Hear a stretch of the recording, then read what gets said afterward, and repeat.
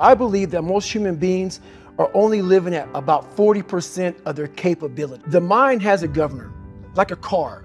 If you're driving a car and the car has a governor on it, the car may say 130 miles an hour, but the governor is set for 91.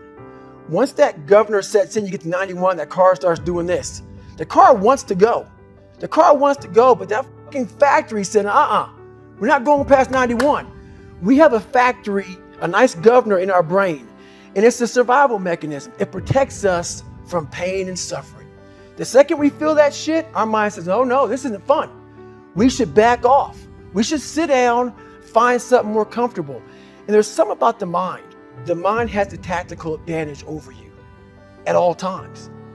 At all times of your life, the mind has a tactical advantage over you. Why is that?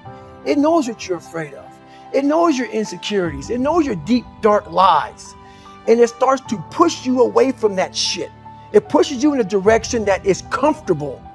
The mind controls everything.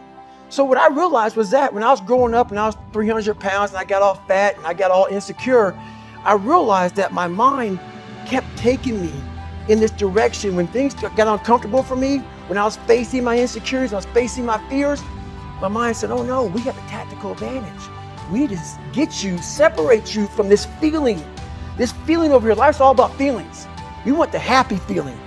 We don't want that feeling of this sucks. Why am I here? And you don't have any, so you can't answer those questions, so you leave.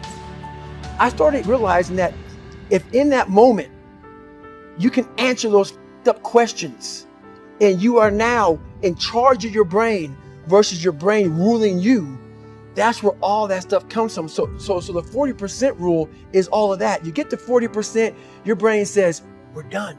Let's roll, man. This is starting to get painful. This is uncomfortable. So you sit down. You have to figure out ways, and everybody's different. That's how the book kind of talks about, like we all have these things about, 5 steps to this and 4 steps to this. It's a lot more than that. That's all bullshit. It's a practice that you have to, it's a habit. So if you know that at 40%, I'm feeling pain. At 40%, I'm feeling pain. That's where the 40% rule kicks in. Now it starts. Okay, I'm feeling pain.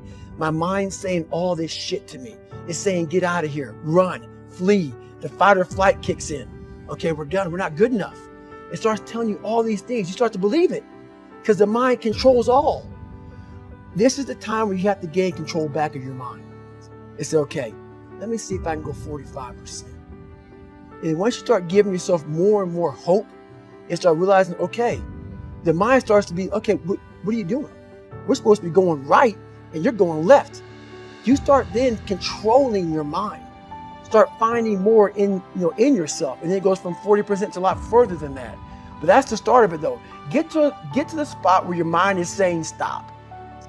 Wherever that is, you gotta get there first. And then that's when that shit starts to work for you. You gotta control yourself in that moment. So a lot of people can live with themselves. That's the first thing. A lot of people can live with themselves, look in the mirror and say, I'm okay with being afraid. I'm okay with going on this easy highway over here. The easy highway has all these fucking signs and shit, directions, how to get somewhere. And you have to first be uncomfortable with how you feel about yourself. With that voice that a lot of us like to run away from, we all have it. We all have that voice that say, hey man, you're kind of wimping out right now. You're kind of being a little punk right now. But a lot of us say, okay, that's okay. It's okay to tell these little white lies to ourselves. So we first have to face the real you.